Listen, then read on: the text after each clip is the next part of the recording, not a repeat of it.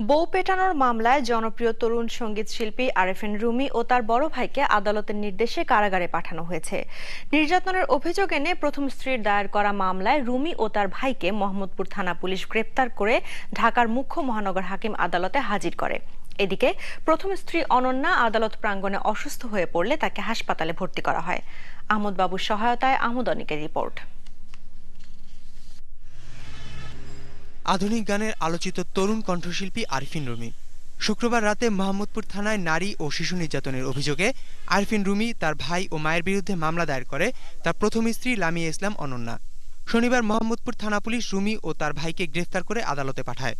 আদালত আরেফিন রুমি ও তার ভাইকে কারাগারে পাঠানোর নির্দেশ দেন। কোর্টে আসার পর অসুস্থ হয়ে যাওয়ায় সে ন্যাশনাল মেডিকেল কলেজে সে এখন চিকিৎসাধীন আছে। আসামি একাধিক বিয়ে করেছে, প্রথম স্ত্রী এবং অন্যান্যদের সহায়তায় আসামিকে মারপিট করেছে। মারপিট করার কারণে এই মামলার উদ্ভব হয়। বিজ্ঞ আদালত যথারীতি মামলার ডকেট পর্যালোচনা করিয়া আসামির জামিনের আবেদন নামঞ্জুর করিয়া জেল হাজতে প্রেরণের নির্দেশ দিয়েছেন। রুমি 2008 সালে নিজের পছন্দে বিয়ে করেন অনন্যাকে। তাদের আরিয়ান নামে এক পুত্র সন্তানও আছে।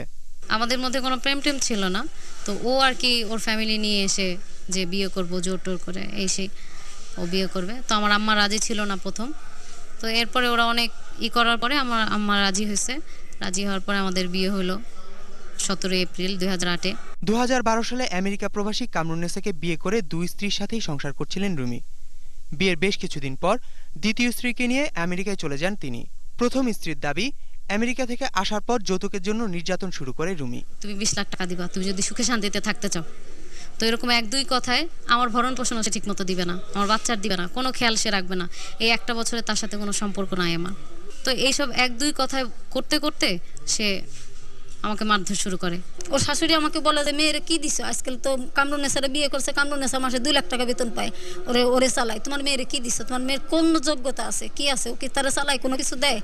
তবে এসব অভিযোগ ভিত্তিহীন ও উদ্দেশ্য প্রণোদিত বলে দাবি করেছেন আরেফিন রুমির আইনজীবী। 7 তারিখে আমেরিকায় প্রোগ্রাম করে আসছে এবং এই নতুন ঈদ উপলক্ষে আবার ক্যাসেট অ্যালবাম প্রকাশ করবে, এই জন্য খুব ব্যস্ত ছিল। ওই স্ত্রীর সঙ্গে সময় দিতে পারতেছিল, মনে করে দ্বিতীয় স্ত্রীর সঙ্গে সে ঘোরাফেরা করতেছে।